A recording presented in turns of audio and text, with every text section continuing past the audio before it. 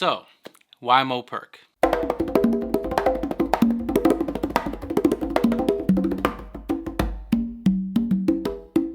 Since the Switch announcement and reveal on Thursday, literally, it's been that question. Why Moperc?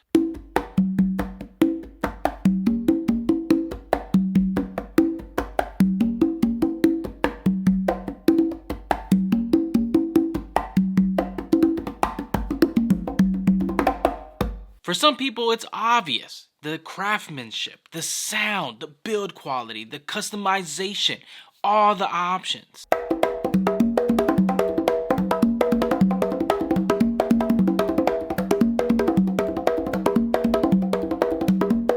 And what's even more crazy is that it seems that you guys are interested in Moperc as well.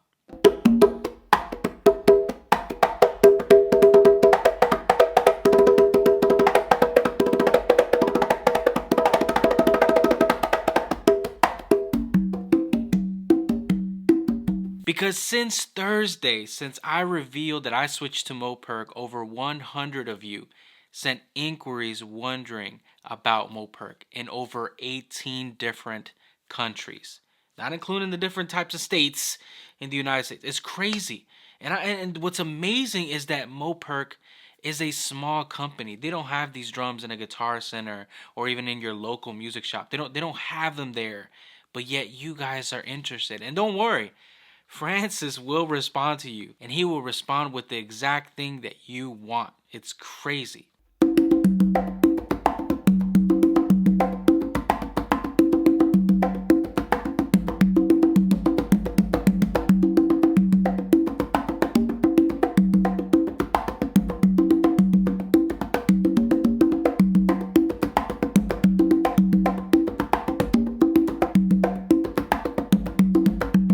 But why did I switch to Moperc?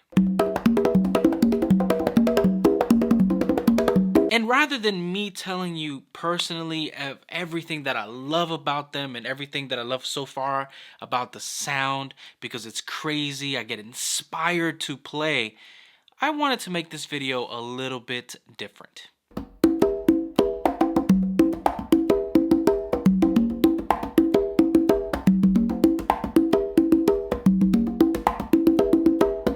So I asked 4 of my friends to help me explain why even they switched to Moperc, why they enjoy those drums, and why one of them have been buying these drums for over 15 years. It's crazy.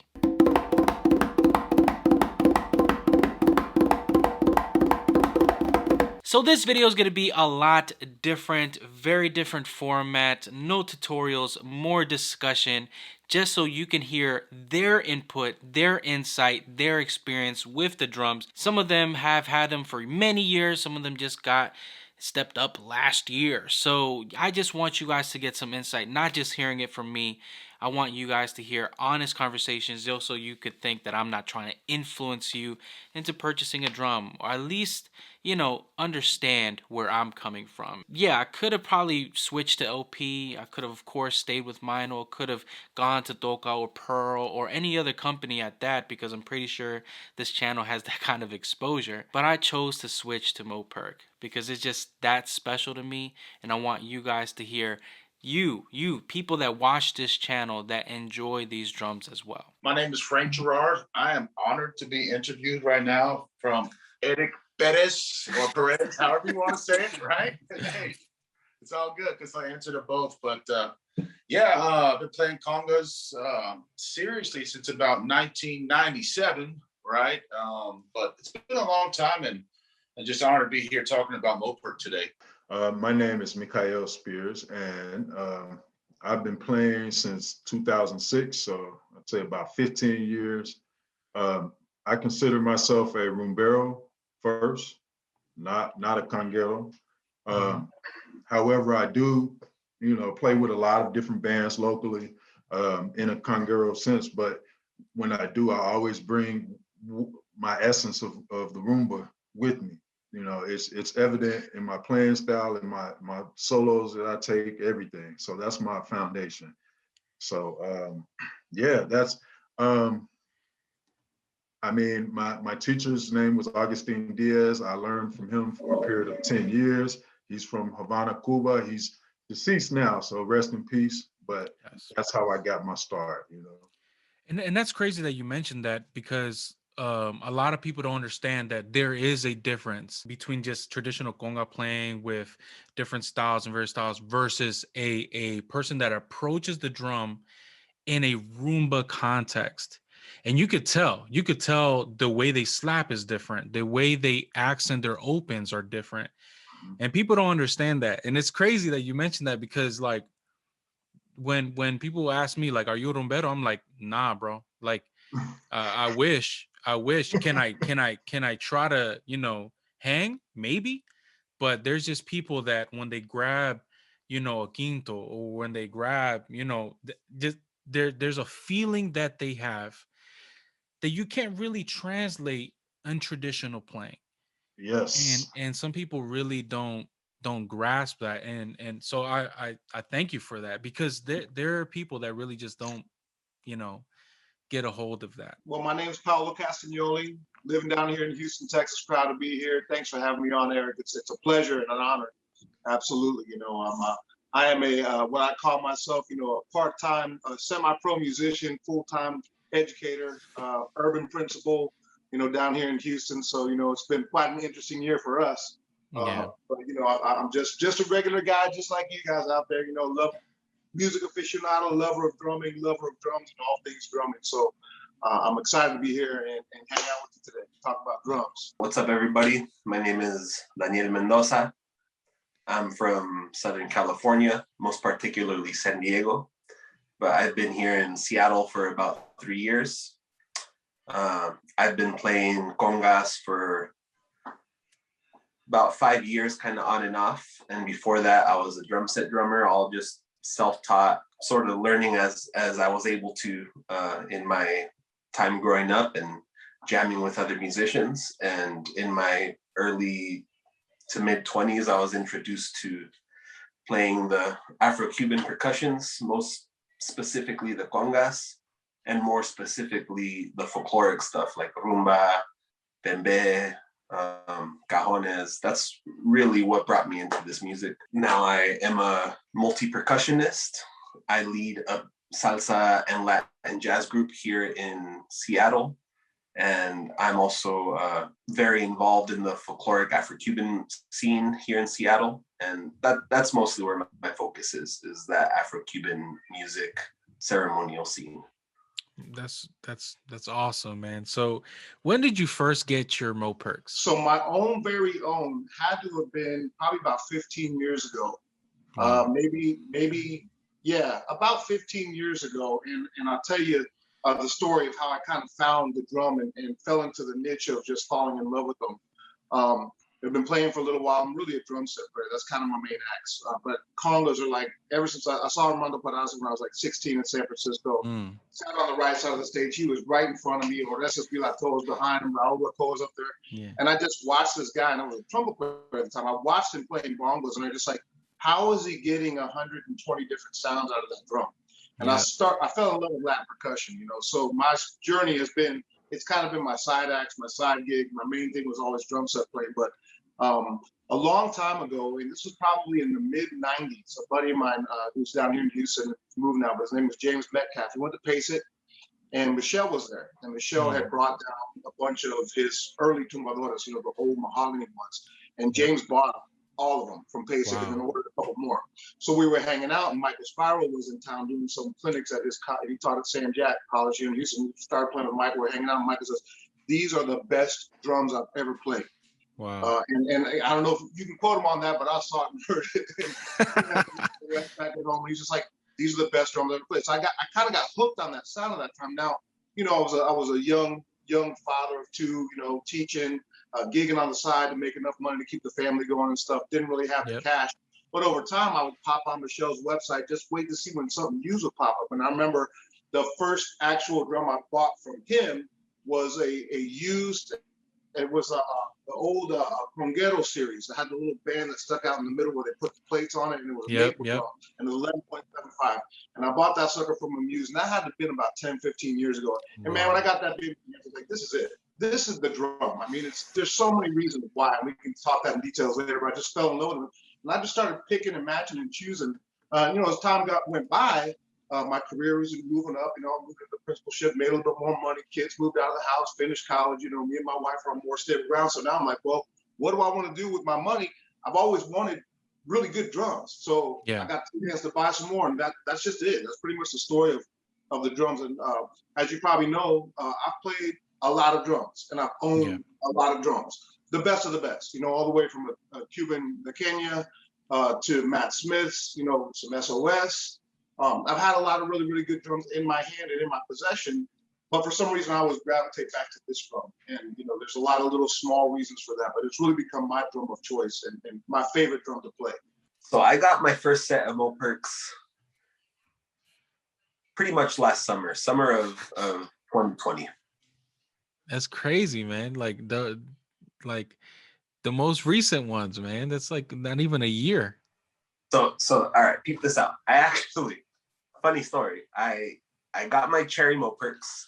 I got them in the 12.5 and 11 3/4 sizes. I rocked those two for a few months with a couple of other drums that I had. And one day I decided I needed to complete my set by getting a quinto. And I happened to ask Francis if he was able to do the two-tone drum. And, he was kind of on the fence about it, but he got back to me and told me that the cherry mahogany is something that he and his woodworker were looking at and something that they were willing to make for me. And, I said, let's do it. That sounds awesome. Cherry was what I already had. Mahogany is one of the best and most beautiful woods out there. So I said yes. And as soon as I saw this complete, I knew that I had to sell those other two and get my entire set of two-tone Moperc. So this set that you're seeing right now, I've had for about 3 months. Crazy, man. Those are like and what people don't understand is that wood selection, those must sound like crazy because of the dynamic between cherry and mahogany. It must be like unbelievable. It's very warm, but very resonant. I feel like a lot of the time warmth can be coincided or associated with being a little quieter, but these are warm, they project, and I love them, bro. I love them. I couldn't imagine my playing and my life without them. Why did you choose Moperc? Out of all these companies, Moperc came out with the Rumbero model, and that was it. That was it for me. I mean, the design, the name captivated me, simply because I'm a Rumbero first and foremost. And I felt like these drums, with their sleek design and old school stainless steel rings, they embody all of the qualities of the perfect folkloric instrument, in my opinion. Yeah. And so, yeah. Yeah. So when I was, making my drums, something about my set that's different, because I got custom Cubanos, but I got Rumbero side plates on them because I love that old school feel, right? Like I wanted, I am predominantly more a conga player, but I love just that look, man. Michelle actually messaged me. He was like, "Hey, do you have rumberos or do you have custom cubanos?" I'm like, "No, I got custom cubanos with rumbero plates on them." And he was like, "No wonder, man. It's a look." But yeah, that look is unique. It's unfortunate they're discontinuing it. I understand why, but it's like I know that's a fan favorite for a lot of people. See, I love Miko's perspective because his approach is unique. He wants something to interest him for rumba, something that specializes his needs for that. And the fact that Moperc has something like that to offer something so maybe different, maybe not as popular to most, but Moperc makes it happen. Look at Miko. Look at Miko. Both mahogany, you know. So yeah. Oof. Is that a conga? This right here is 11-inch quinto. Wow. 11-inch and 9-inch. Just so you could see the difference between like what a 9-inch does, man. Man, this Wow. this 11-inch though is so like, man, like you said, with people with big hands like me and you, this is more comfortable to play than the 11-inch. It started off, there's actually a page I got on Vintage Conga page, and all these cats were talking about these drums, and a lot of them were in disrepair, but they would talk about Mopercs, and a lot of times they would talk about brand new Mopercs, like these are future vintage, built in the style with the sound. And so I said, I really want to check one of those out. And turns out there's a friend of mine here in town. His name is Paulo Castagnoli. I don't know if you can interview him or not, but hey, I am. Dude, when I touched one of those drums, I was like, man, it's just when you really have to touch them, guys. I'm be honest. When you touch a Moperc drum and you feel it and you lift it and the weight and just the craftsmanship, you know. I mean, I played LP for years. I mean, there was a point in my life I probably had 21 LP drums. I'd take a different set to every gig, you know, here and there. And I had some other drums back in the day, had some Timbas. Those were nice. But a lot of these drums that are collectible nowadays, they're not being made anymore. I mean, there's only one place that I think you can get the real deal. There's a couple more, right? But Francis, what he's doing right now with Moperc, in the tradition from Michel Oulet, I guess that's how you say his name, but man, yeah. So once you touch one, you'll know the skins, the sound, the feel. That's just everything. So I started off small. I started off with one drum. I said, I saw one on Reverb. I said, man, I gotta get that. It was like orange color. I got it for like $500. I got one. So I was like, I got my own Moperc drum. Yeah. I said, I gotta get another one now. And that's what really started it. Actually, this is one of my first ones. I'm gonna lift it up real quickly. This is one of my first ones right here. This is it's like an ass drum. Yeah. Man, it's a quinto, right? Or you know, it's 11-inch, whatever you. So it's got a manito skin on it, and it's just it's insane. Somebody put an alma in this one too. I don't know who did, but it's just one of those drums I'll never let go of. But this is my second one, and I started off and started just doing a mix match set of Mopercs. I just wanted to get some. I had to get some after I touched one. And so my third drum is actually this one here. This was built by Michel, and this is one of those mahoganies. This is actually one of those transition drums. Francis was still an apprentice over at Moperc when this one was being built. Yeah. Learning the ways of the master. Yeah. And man, yeah. So I haven't looked back. I sold off a lot of my other drums, sold off all my LP drums, sold them at great prices to friends of mine. I still see them gigging with those drums, but yeah, I just moved into Moperc because I just want something that I could just hold on to. Yo, Frank sold all of his drums just so he could get him some Mopercs. That's some beautiful stuff. That's some craziness, but beautiful stuff right there. Yeah, that's just how you know.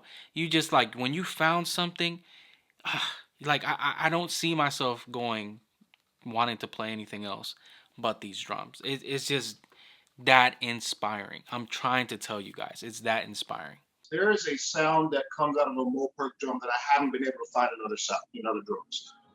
And all those drums are great. You know, you get to a certain level, and it really becomes like, you know, do you like filet mignon or do you like the New York strip? Correct. You know, it's really hard. It becomes a very personal thing. But Moperc in particular, it has a very modern, powerful sound, but to me still retains the balance of tone of a traditional rumbero drum, because, you know, that's where these drums were first used. They were rumbero drums. You know, that's it.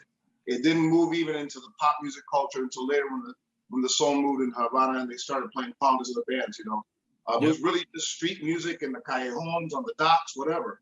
and it still retains that essence of the sound of the original functionality of the drum, but has a modern power and cut and bite that I didn't find in the other drums. And I think the second thing, Eric, is the balance of the tonality.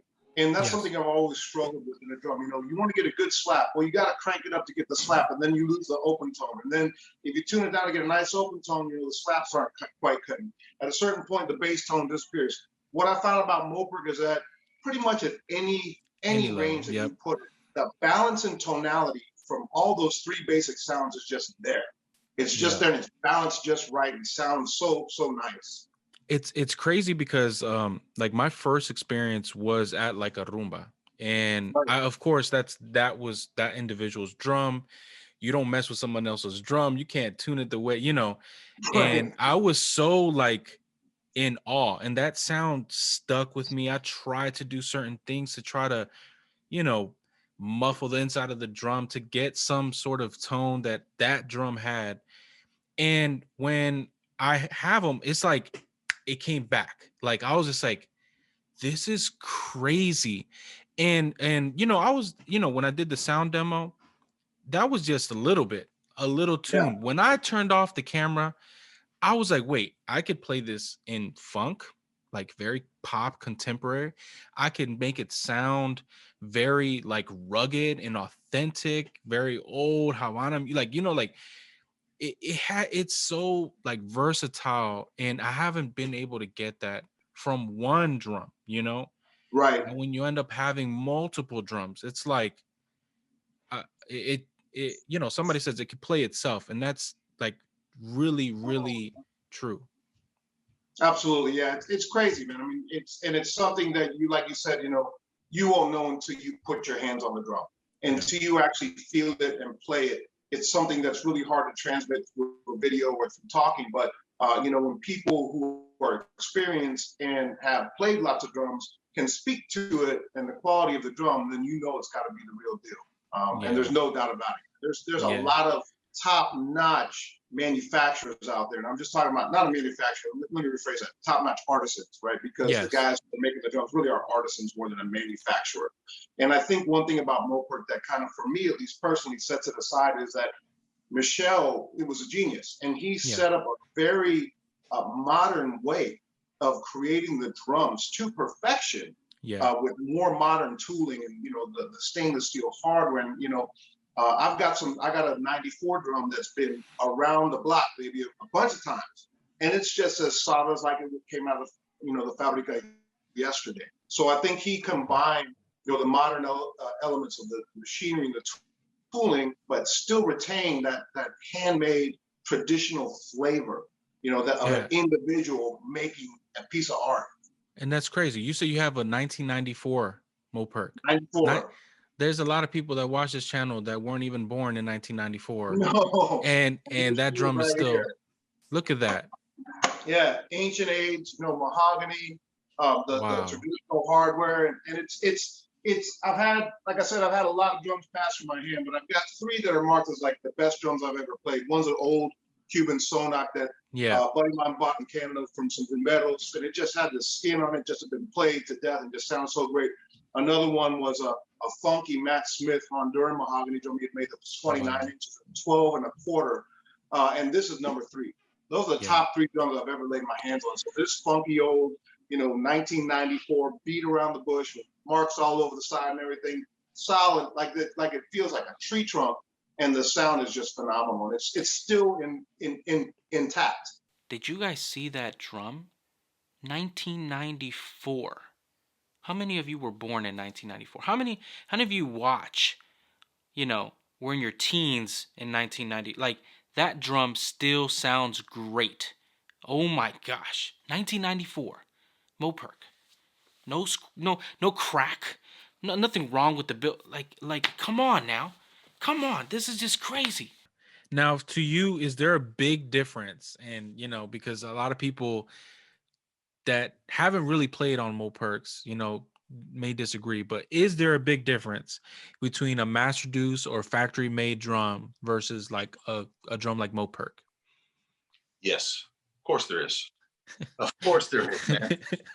So when I was playing LP, I kept seeing these stickers on my LP drums, made in Thailand, made in Thailand. I knew that they probably weren't the best. They do the trick, you know. I was satisfied for a long time. But when you see these drums and you know that they are handmade here in North America, up in Canada, by a master craftsman that is a perfectionist, right? It's a perfectionist. Then there is a difference. Let me just mention something about the durability of these drums. My friend Paolo's got some old Mopercs. I mean, they're old, man. There's nothing wrong with those drums at all. I see a lot of older vintage Congas now, and they have stave separations, or you know, they gotta crack all the way through the shell. I've never seen that with a Moperc. I've never seen that. They even look better with age. You got a couple nicks here and there naturally, but man, they hold up. Yeah. Because I can keep talking on. You know that these are carved staves. They're not steam bent. If you bend something with steam, over time, naturally, it's going to want to unbend due to humidity or lack of humidity. And that's why a lot of drums go out of round, whereas these, they cut them. They cut the staves into shape and then form the drum. And you realize, like, all these little parts, everything you see on a Moperc drum is handmade. I've seen pictures of Francis like welding these things, slaving away on this for us, man. You know? One thing I noticed is that with factory drums, as soon as you break them out, they seldom sound like what you want them to sound like. So you have to go through a long, intensive period of breaking them in, breaking the skins in. A lot of times with those type of drums, because I'm a room barrel, I like a dry sound, you know, more of a dry sound to my drums. I don't like a lot of ring. And so, you know, I have to put like foam inside of them, you know, or do some type of thing to stop that ring. And this put the thickest skin in the world just to take that off. Yeah. Yes. I mean, even my CPs were like that. CPs are some of the best factory made ones. And it wasn't pronounced, but it was enough where, you know, I didn't really like that sound. But with the, you know, with the Mopercs, as soon as you buy them, I'm not going to say that they're broken in, because they're not, but they're semi-broken. They sound like they're semi-broken. You know what I'm saying? And that's what's crazy, because when I first opened them, you know, I play them untuned, like how they came out the box. Then I started to like mess with the ranges, and I'm like, whoa, you know, they sound this good right now. Yes. And the fact that they're going to sound even better 5 years from now is what just like blew me away and got me excited, you know, just like wanted me to play more. Where somebody that I've played a lot of drums, you know, you don't get excited, you know, when you play them, you know what you're going to expect. But to know that this is going to sound better through time, you know, it's an investment and it's worth it, in my opinion. Oh, man. I mean, not only that, but like, you know, with the factory made drums, you know, they chrome their hardware. So over a period of time, the chrome flakes off. It has to be re-chromed. I like the stainless steel hardware that Moperc uses. And then also, I like the fact that the staves are not steam bent. That's super important, man. I believe that carved staves affect the sound. To me, the most immediate difference that a consumer, someone who's just looking at the drums or listening to the drums or seeing the drums, to me, the immediate effect is the look. You know, the look is something different than what you see out there. You know,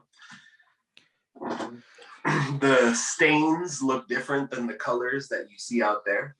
Yep. And then a lot of the mass producers don't offer a beautiful natural look like these offer, and that's the most immediate difference to me. But you know, once you really get the drum in between your legs, in your hands, you got your hands on the skins, just the feel of the drums, the feel of the hardware, the feel of the, not even necessarily the weight, but just kind of the feel of the wood, you know, the density of the wood. Like it feels real, right? Like everything feels so like that was my first experience. Like it was very could barely remember it from when I first played it, but now I'm just like tuning it, like just turning the wrench. I'm like, what is this? Like it's actually like something that's durable, that's just real. I don't know another way to put it. I completely agree with you on that. And it's something that you can tell the work has been put into it for it to last a lifetime, you know? Yeah. And also, not only that, but when drums like this were first being produced and first being made for their purposes, you know, hundreds of years ago, you know that they were using local woods. They were Yep. using skins from animals that were local to their community, you know, and it was all stuff that was very meaningful and very Yes. purposeful. And in this society that we live in today, it's really, really beautiful and wonderful to come across an artisan or a company who is willing to still produce high quality products that have meaning and that have a sense of pride and a sense of a sense of meaning behind them, you know. And I think that's something that Moperc is able to provide the modern percussionist, and you know, something that the modern percussionist may not be aware of. Well, is there a difference between a Toyota and a Lexus? So somebody hands you a Toyota and a Lexus, you're taking a Lexus. Don't tell me you wouldn't. I think 99% of the world would. A Toyota's a great car, a real functional car. It's a nice car to last you a long time. It gets you from point A to point B. Lexus is a great ride. And, you know, I'll give you an example. So my sister left her car here for a couple weeks, and my wife usually drives the Saturn. We got to take her to the shop. So she drove my sister, let's get my home. She goes, I don't want to drive my Saturn anymore. You know, and so that's kind of how it is, really. You know, I mean, to me, the mass manufacturing of Conga drums was a great thing for Congas. So it was a great thing for the music. It was a great thing for everything. You know, without Martin Cohen, who knows? And he got that stuff going. He made a system to create a drum that you could buy, that you could play on gigs, that you could knock over, that you could kick around and would stay intact. And, you know, it just blew up all over the world. But there is absolutely no way to compare the quality of a handmade instrument with a good skin on it and good wood. Just like you said, you know, when you're opening, like, this is a piece of wood. This is a real stave. You know, this is not a bunch of stuff stuck together with glue. Yep.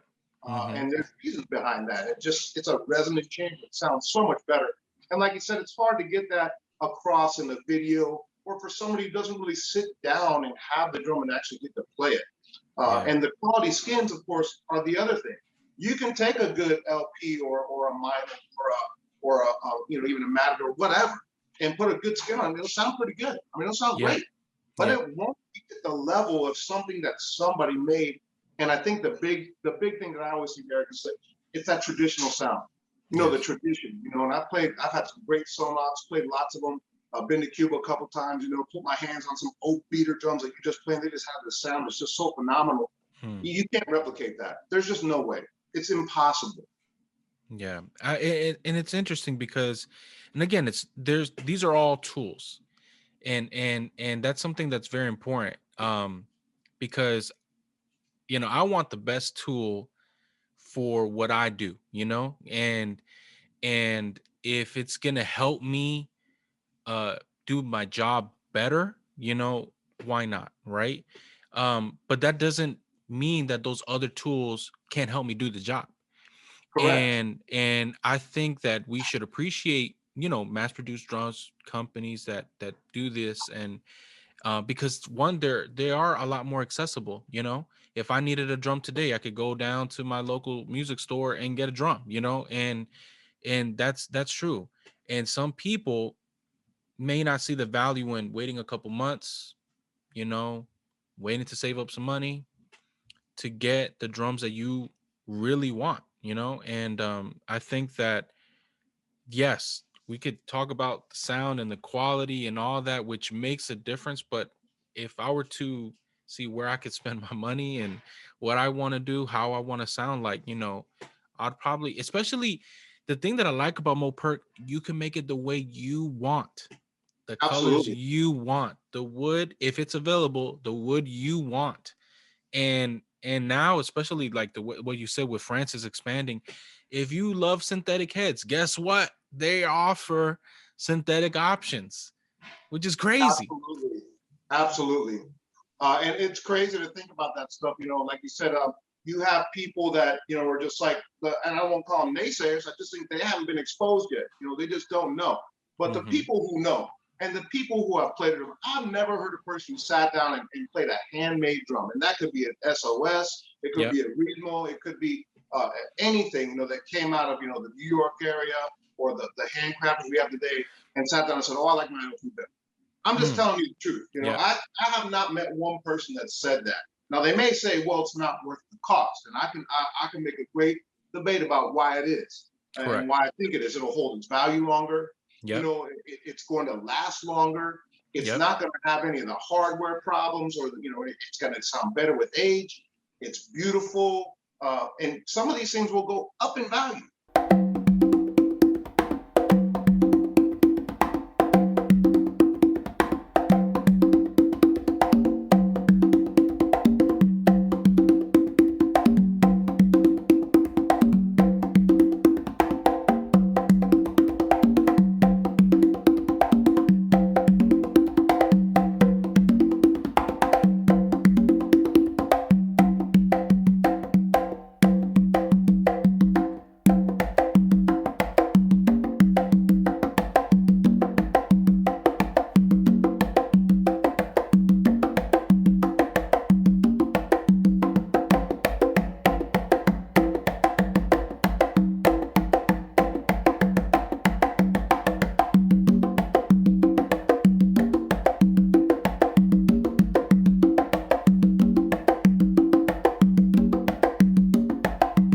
Think it's worth the price, or is it just hype? Okay, so I think in order for us to answer that, a lot of people need to get out of the mindset of conga drums not comparing to traditional Western instruments like saxophone, trumpet, things like that. I play in a lot of different bands, and so I get to talk with a lot of musicians. And musicians, especially like, sax players, horn players, things like that, their goal is to get the most top instrument. I mean, they might not be able to afford it at that time, but that's their goal. Yes. And so I think as congueros, especially American congueros, not from Cuba, but American congueros, in our mind, in our subconscious, we tend to look at these things more as toys rather than classical instruments like they are. Yeah. And so once you get out of that mindset, the answer becomes apparent. Damn right, you should pay up, because this is your instrument. This is what you express yourself with. This is your voice. And I don't know about anybody else, but for me, I want my voice to come out of a mouth that's top notch. Now, a lot of people think that you have to be like ballin' rich to own a lot of this stuff. A lot of people don't understand like a company like Moperc and how they work with people to be able to afford these things. But it's like, I think about it this way, and I see a saxophonist, they pay thousands of dollars for a saxophone. And that's not even that it's even the highest end. They are willing to invest thousands of dollars to get a specific sound for their instrument. Some piano players, oh no, I need this. Some bass players, they're like, no, I'm not gonna get a Fender. I'm gonna get, a Fedora bass, right? Yeah. And I'm like, wait, but for us, like, we struggle to do that. And even, I'm not saying that everybody can afford, these type of drums, but if that's the reason, don't belittle somebody that is willing to invest that much, thinking that we're crazy or something, or it's just a trend, or it's just the hype. You know what I'm saying? No, it's worth it. It's worth it. It's also worth it to know that I have invested in something that I'm going to keep. It's mine, and no drum is the same. No drum is the same. I mean, dude, those are your drums I see back there. You're probably Yeah, not bro. going to sell those ever. You know what I mean? Like, I'm going to try to pass these on to my children, my children's children. When I have kids, if not, I'm going to pass them on to a Congas. These drums are going to survive beyond Yeah. me. And to know that you have the best is important, right? To know Yeah. that, hey, you can do that. I don't even have any beaters anymore. I don't have any beater Congas. They're all Mopercs now. So, Oh, which bro. which ones you take to gigs, which one you take to the Roomba, all of them, whichever Yep. set you want to take that day, So yeah, it does mean something to finally stop spending all your money on these lower line Congas, right? Because there's still a bunch of them. Now you can buy used Congas here and there, but once you have the best, you're probably not going to want to play on those. And you have something that's collectible. Yes. This also, they're not going to lose value. Yeah, where a lot of factory made drums lose value. They do. They do. I mean, you can buy a potato from the 90s, potato from the 2000s, the same price. It depends on condition. Yep. Moperc, something special. Moperc has a person that made it and the year it came out and the type of wood and they're just going to appreciate your value. Just similar to like a junior tirado drum. I can't get a junior tirado because nobody has any. If they do, they're not letting go of them. Exactly. But you know what? I can give me a Moperc. I definitely had to save up. I'm not a wealthy person by any means, I'm the sole provider for my family. I'm not in that realm of money making by any means. But I knew that once I saw these drums and once I played these drums and once I made the decision, I had to start saving up and making a goal towards getting these drums. And yes, the financial struggle has been worth it because not only is it something that I get immense and tons of pleasure out of, but it's, I'm not a drum collector either. I don't have 12 drums, 15 drums. I have my set of 3 Moperc, and they are the Moperc that are going to go with me to all my salsa gigs, all my Latin jazz gigs, all my rumbas, all my bembes, all my cajones. And I know that they will withstand all of that playing. And in the ceremonial sense, they are something worth offering to those in the ceremony, Yeah. And aside from that, I'm a family man. I've got a daughter, and and when I pass away, these drums will still be around, most likely for my daughter.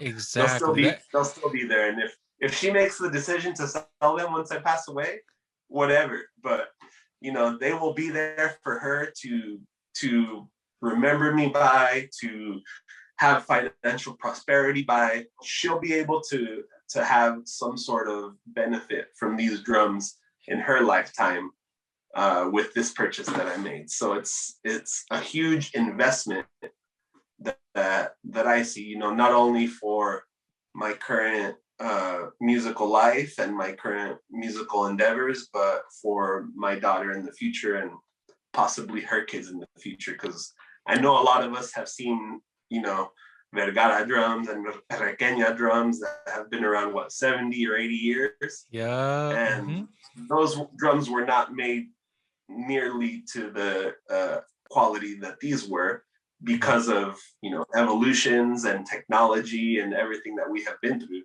Yeah. So I have a strong feeling that these drums will be in my daughter's life and possibly in theirs as well. Danny saved for 2 years. And some of y'all not willing to just invest in your instrument. Come on now. At the price, hey, do you want me to give you some evidence? I'll pull them all out and show you. Yes, it's worth it. I am not a man of means. My famous story is, us principals, I've been a principal for 7 years. When people get their first principalship, they go out and buy a Mercedes or a Lexus. I was like, nah, I'm gonna buy some drums. I don't mind driving my old Nissan, man. I'm getting me some drums. And so, yes, it's worth it. Absolutely. There's no doubt. And there's a number of arguments. Look, if you don't have the money, you don't have the money. But there's ways around that too, because you can go shopping and keep your eye open, and all of a sudden pops up a kit that you could pick up for, $300 or $400 for a drum, which is what you would pay for an LP, sometimes even used, right? So sometimes you can get used Mopercs, used whatever's out there for about the same price. So if you have the will, money cannot be an obstacle. You can work your way around that. If you want to buy a brand new, because some people don't like brand new, save your money. It's worth it.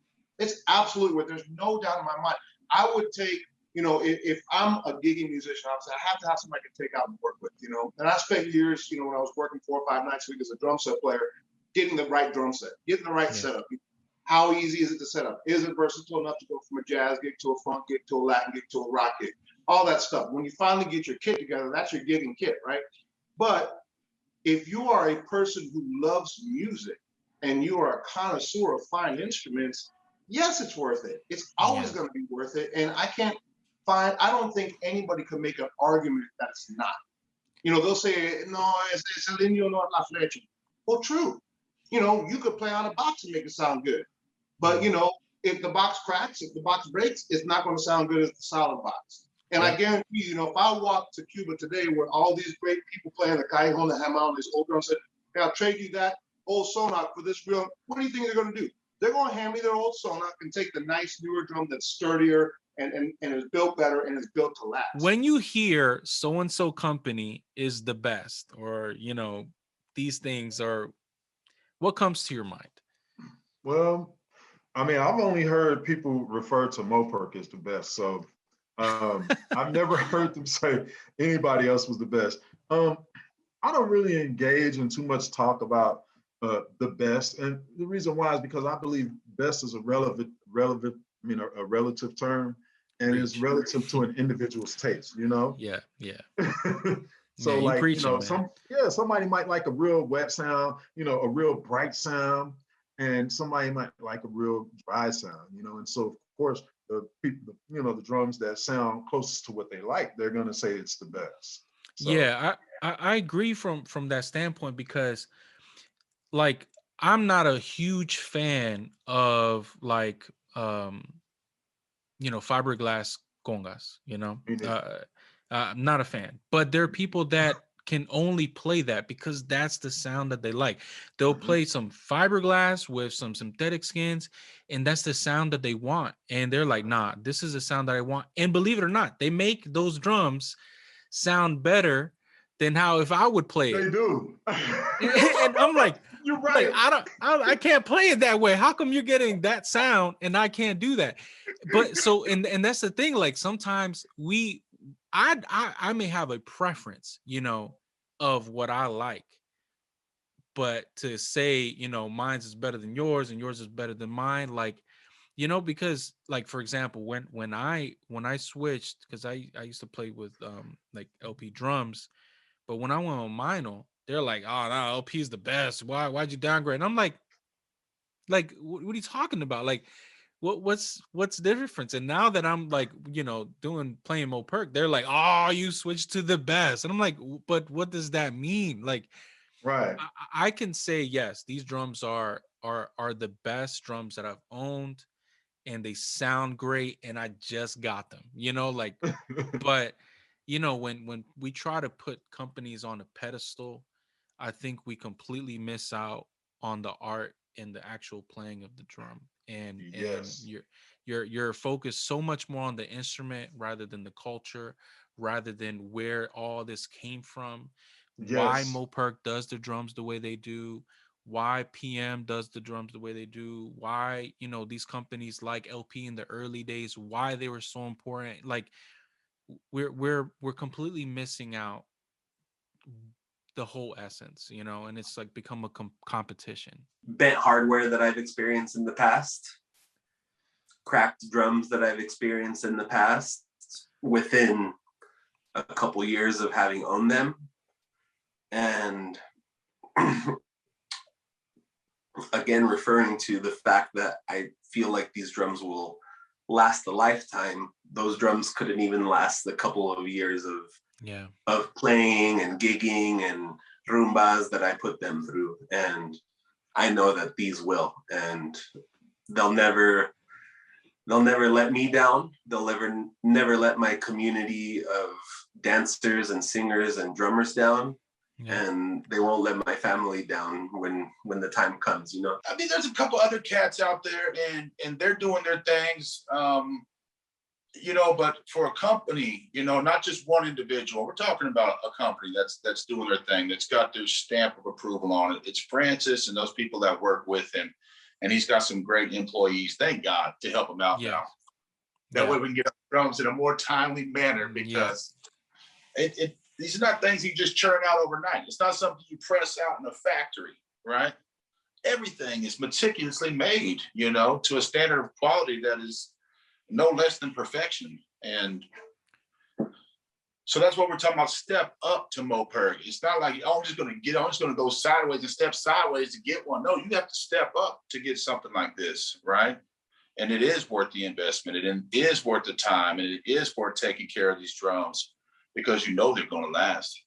Yeah, because like I had a lot of people ask me after I made the Manito Percussion Requinto video, there, you know, because I played it, and Ryan told me that it took him a year to make that drum, right? And people were like, it really took him a year? I'm like, yes, because the whole process is not made out of, you know, some machine. That no, he put his hand on it and made it to the shape he wanted it, made it to the sound he wanted it.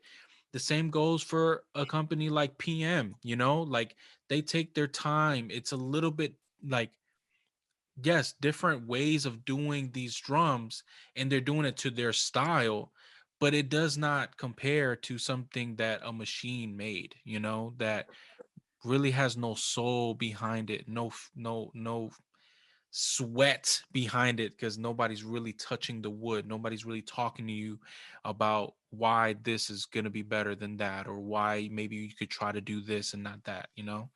So when I hear that, I'm like, man, you know, that's so, you know, subjective and yes, it is subjective. You just mentioned two cats that do deserve some props. And you know what? Francis gives them their props too. You know what's great? Yeah. You know what's crazy? They have Manito skins on them. I'm telling you, Manito makes fantastic drums too, and so does Peter Muser. I mean, those drums, unreal, man. You're talking about two of the cats, you know, and that's also craftsmanship. I know we're here to talk about Moperc, but what I really appreciate about Francis is he will go and pick up the drum. He said, "Wow, these are well made. This is well done, Peter. Dang, Ryan, you knocked this one out of the park." He doesn't say those words because he's Canadian, but man, he gives them props. I got some Manito bongo. I love them. Yeah, you know? and that's the thing. Like, that's the thing I love about like this community in comparison to like a lot of the bigger companies. A lot of the bigger companies are, you know, fighting each other for, you know, market, right? Like I want to be the best. I want to, you know, like I want to sell more. Where these other companies are like, you know, I know Ryan helps out Peter sometimes with some hardware stuff. I know that I'm gonna send you skins here. I'm gonna do this here for you. Like, it's so close that they don't compete with each other. They're willing to collaborate. They talk to each other. They meet each other. Like when I saw, you know, Francis play PM, he's like, oh man, this is another thing. He's getting some OC percussions, you know, made OC, right now. Another one. Yeah, it's like this is what I love about, you know, craftsmen that really love each other's work and appreciate, because they know themselves how much work goes into each drum. I think when you get to a certain level, you know, it does become a lot of personal preference. I think I've articulated to me why I feel like Moperc is the best drum for me, and I would argue with anybody, you know, some of the best made. You can go get your Mame, you can go get your Manito, like you said, you can get your PM. These guys are making great stuff. Really high quality, top notch, really well made engineered drums. And it becomes personal, but I think there's like, I could articulate some specific reasons why for me, and I think for a lot of people, Moperc would be a number one choice, or at least something you definitely want to consider. And it's, the time of manufacturing, you put in your order, the way they work with you, the personal connection you make with the builders, the fact that you're going to get a super, super quality drum, all the different choices you're going to have and options in terms of size and finish, color, hardware, what kind of wood you want. You're like, I want a lighter drum. Well, get you some lighter wood. I got these Cedro drums over here, and I know he's not making those anymore, but they're very light. I got Quintos that are heavier, 5 pounds heavier than my Cedro Tumba, Wow. So there's just a lot of different things you can do. And I think when people say this is the best, and I have arguments with these people like on Facebook sometimes, some of these old timers, like, oh, Vergara's, this, not, they're great. And that is the roots of the drum. Correct. But it's not the be all and end all. There's a lot of reasons why, I wouldn't spend, $3,000 for a junior. No way. Or any old Cuban drum. I played them, the old Requeñas and the Gatas and all. They're great, but I can go get something made right now to my specifications. I know it sounds just as good and last longer and require less work and be cheaper. Yeah. So it's like, so for the high-end collectors who are buying a drum because of the historical nature, that's beautiful. I love that. But it's like a 1950s Gretsch. Some of the 1950s Gretches sound awesome. Some of them are dud. You might spend, $5,000 on a drum kit. It's like that, it's gone out around, or the bearing edges were cut right, or the wood was funky.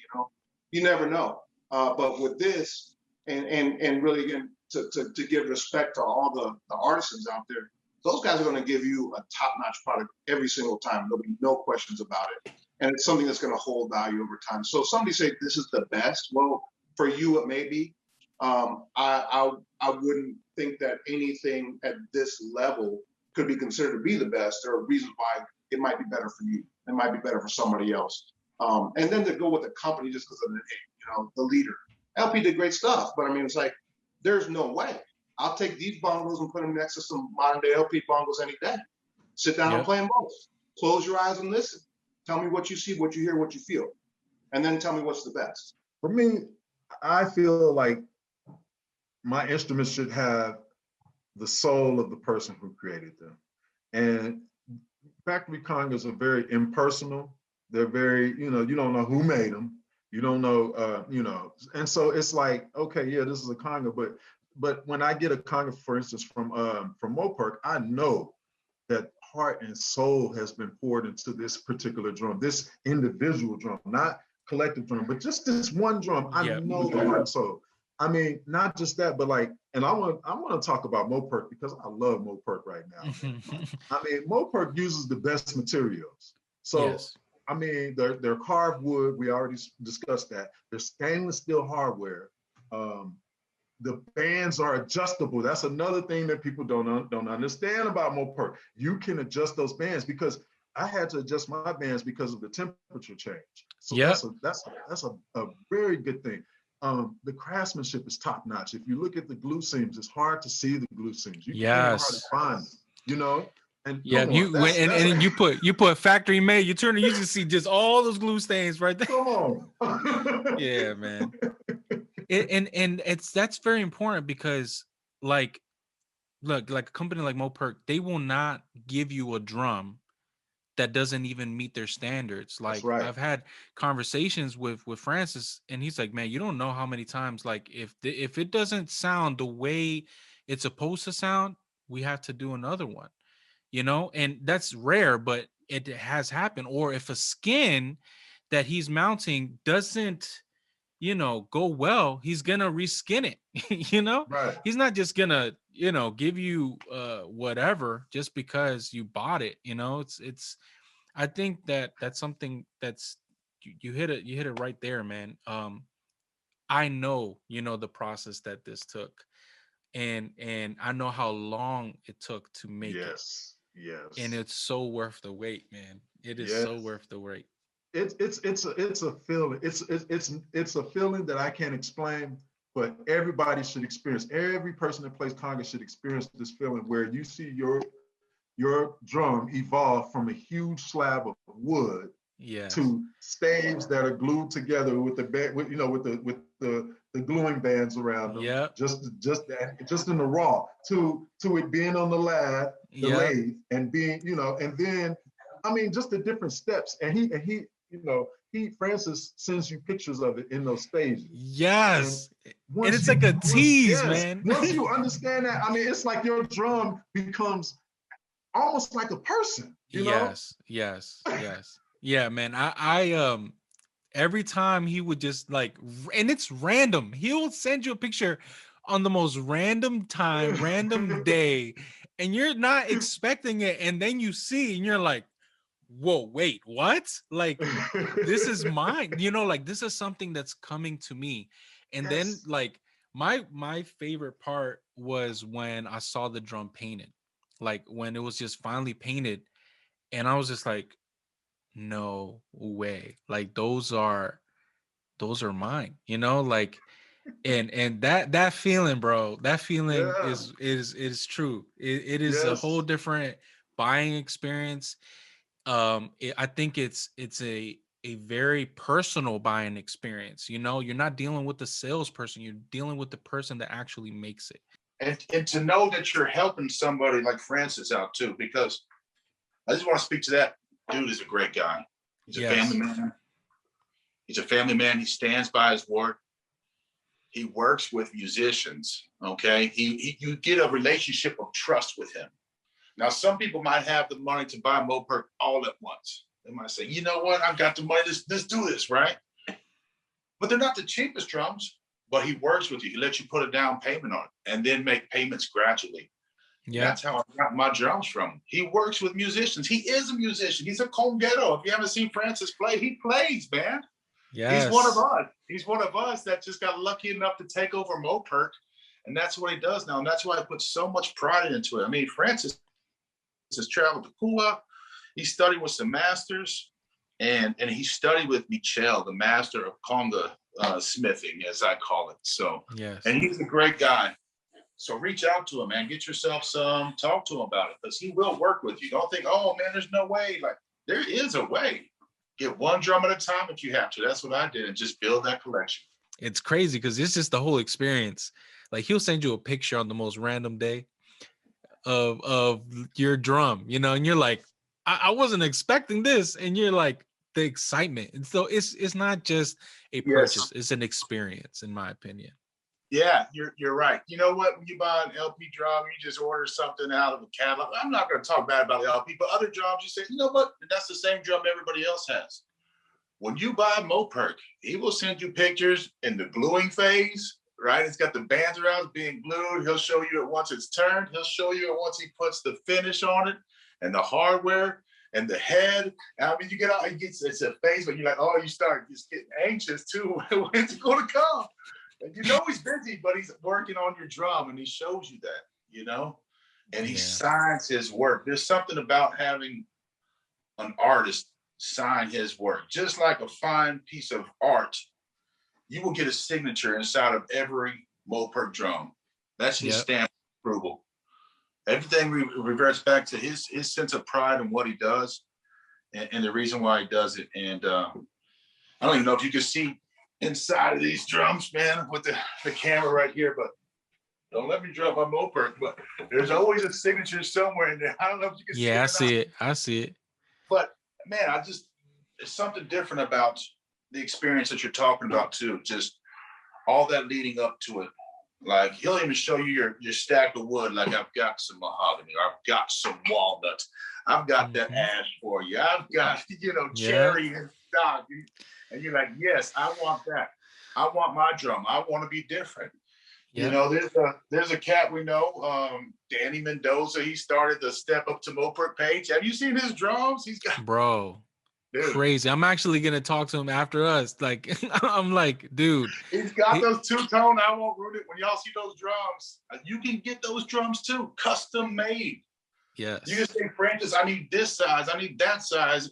And with a lot of other companies, they only make maybe 3 sizes. Yes. Do you need a requinto? Do you need a quinto? Do you need a conga, a tumba, a super tumba? Because Moperc will do them all. So do you want a 9-inch hembra for your bongo? Do you want an 8-inch? What do you want? Like, they make it happen, man. Sure. Yes, sir. What kind of hardware? He let you all that. Choose your hardware type. He'll give you 3 different options. It's amazing, man. It really is a great experience. He's an awesome dude. I've dealt with Francis for the past couple of years just by email. You know, I've never met the guy, but he is an awesome dude. He will work with people who need to, you know, like myself, who maybe needed to make payment plans, or you know, who needed some time to be able to pay off their drums. Yeah. But not only is he a super cool and awesome dude to work with, but he's a musician, and he understands the perspective that the musicians out there have, and he also has a deep passion for the conga drum and for percussion. So he's an amazing guy to deal with, and yeah, he's a very solid dude. He's a very solid dude. It's awesome because he makes the whole experience like worth it too, man. Because he'll randomly like send you a picture of your drum out of the most random days. It could be a Wednesday at 1 or Wednesday at 9, and he'll just be like, "Step up," you know, like what is going on? So get this. So at the beginning, I told you about my drum change out. So I got my quinto, and once I hit him up and I said, Francis, I need the 2-tone cherry and mahogany, Goomba and Conga. He told me they're already in production. Oh, man. Because he knew it, man.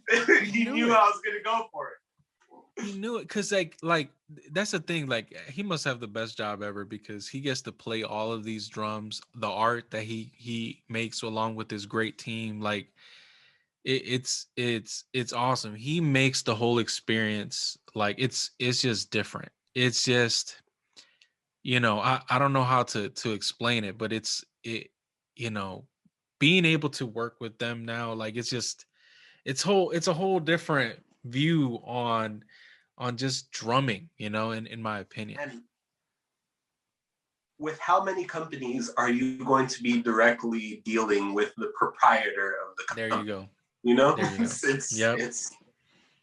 It's never. It's not even few and far in between. It's never. And for him to be the main person you're dealing with and the main person you're communicating with about stuff, it's absolutely amazing, you know.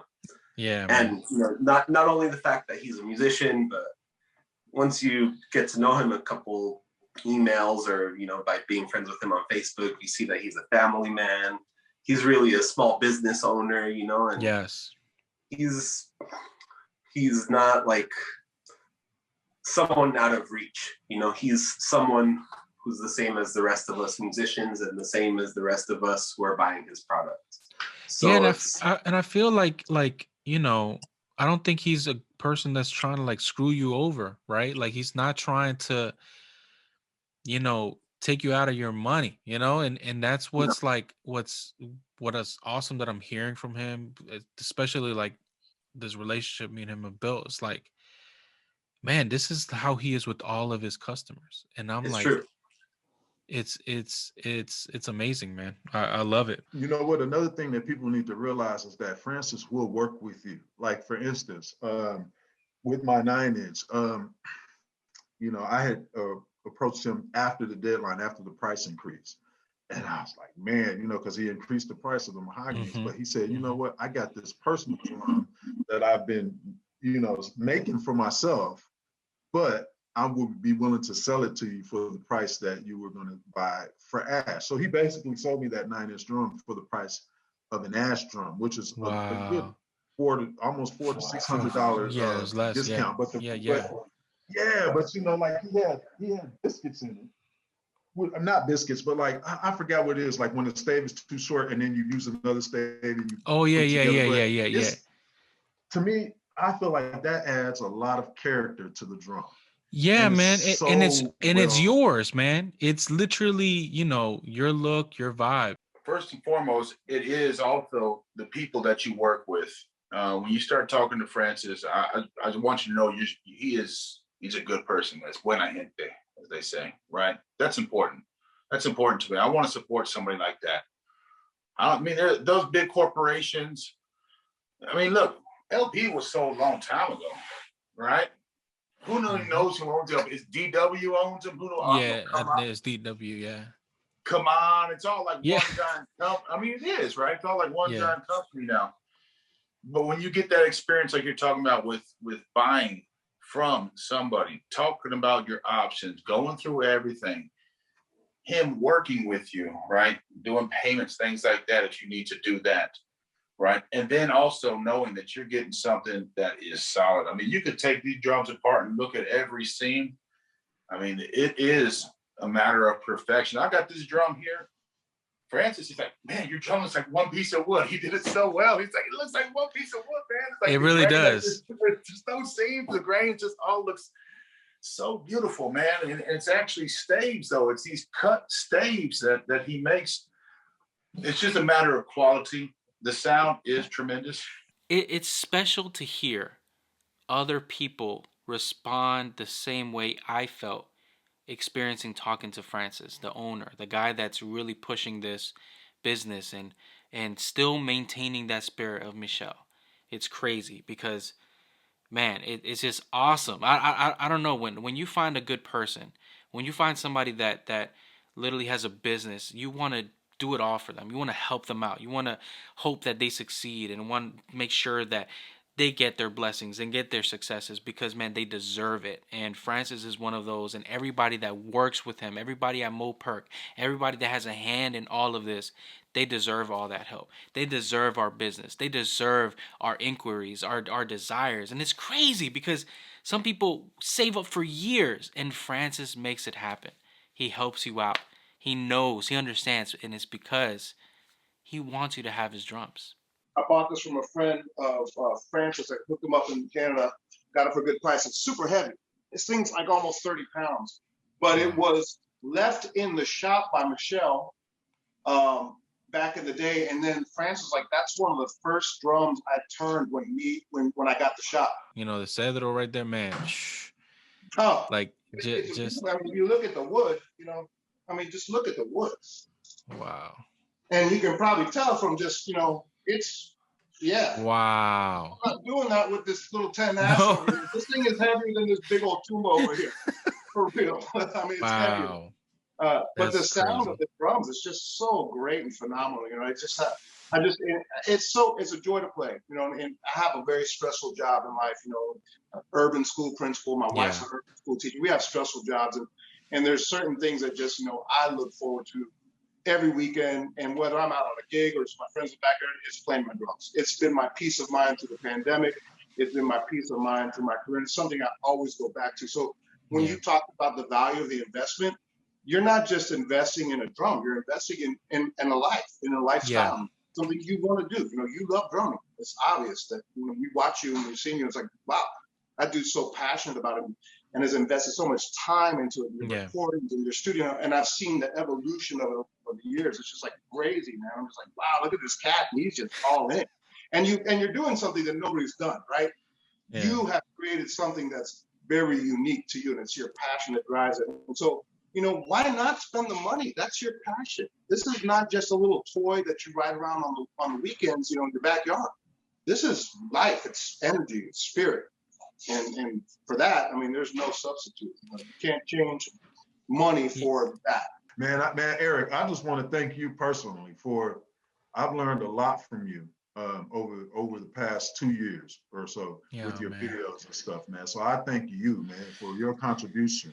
I want to give a big shout out to you, Eric. Man, you are doing your thing. Much respect to you, my man. I mean, I've been watching you and your hands. I was like, wow, how did you do that? I'm trying to do some of the things you do there on YouTube and your videos. Oh, bro, you're crazy. You got me laughing with some of these videos too, man. Thank you so much, because we all need to smile sometimes, man. We really do. We all have bad days, man, and you bring a light into this world with your playing. That is really something that I appreciate. I think we all do. So thank you so much for that, man. No, it's cool, man. I appreciate it. And thanks for what you're doing. Like I said, dude, you're doing a really cool thing in a really cool way. It's really cool to watch it. I'm serious, because I'm you know, I taught history. I'm a big historian, and I love studying and learning and knowing. And to watch you do it, in a way that you're not just teaching kids about the people, but showing people what they did and how they did it and why it was unique and different and important at the time is great. Because like you said, there's not a lot of historians of the music and the instrument. And it's so deep and so in depth. I remember the first time I took a lesson with a real guy who was a Puntilla, used to come down to Houston when I first moved in about 92, and he'd play tambors. And he'd bring his crew down with him. So I got to hook up. We went to the tambor and hung out with his drummers afterwards. These two guys, Skip Brinquito Wilson, who was a big Bronx, New York City drummer, played with Puntilla for years, and Abraham Rodriguez, who's a big room veteran up there in New York City. And they came over to the house, and it was just me and my friends. We're young, just guys running around playing gigs. They sat down with us, and they started talking like, "This is Yesa, this is Arara, this," and I'm like, "Whoa, whoa, whoa, whoa! We're talking just Wawanko and Tumbao." And these guys just started going. And then once you start to realize the depth and where this all comes from and how complex it is, you get a much greater appreciation for it. And it's important for cats to express that and to attract people who maybe not in the tradition or not just whatever, and understand, even if they don't ever get to that depth of knowledge and understand where it comes from so they can respect it more. Because I think there's a lot of disrespect of, "Ooh, you play bongo drum," all that kind of stuff. Yeah. No, this is an art form. Exactly. And you'll never understand. If y'all want one of those, there's a friend of Francis Mercier named Leslie Farran. He will paint you one of these. Those are Moperc drums in that painting, man. Yeah. So I'm all in, man. I drank the Kool-Aid long ago. I'm still buzzing from it. I tell you. I'm so glad to be a part of this project, and glad to be a part of this community that we're all in, and share this community with maybe people who are not aware, or people who are less educated about it, and show them what our percussion life is all about. I just want to say a special thank you to Miko, to Frank, to Danny, to Paolo. It's awesome, man. It's awesome to hear your stories. It's awesome to get your perspective. Thank you so much from the bottom of my heart for just dedicating some time to talk, man. Those conversations that we didn't, post, and it was kind of like off the record, man. I'm going to cherish those moments forever. Thank you guys. I appreciate you guys, and I love you guys. Man, it's just awesome to hear from our community, just so you know, like it's not just about me, it's about everybody, and people like them, they actually watch this channel, and they have learned from this channel and appreciate this channel and everything that it's done. And I'm just grateful that they watch, and that I'm able to kind of give my little inputs, and it's just amazing. And those were the first few people that received me when I stepped up to Moperc, man. It was just amazing, man. I'm blessed. I'm so happy to own these drums and to really spread this message, man. Again, if you're just on the fence, maybe it's like, man, I don't know if I want to invest that much. Hopefully this video helps you to gain some perspective.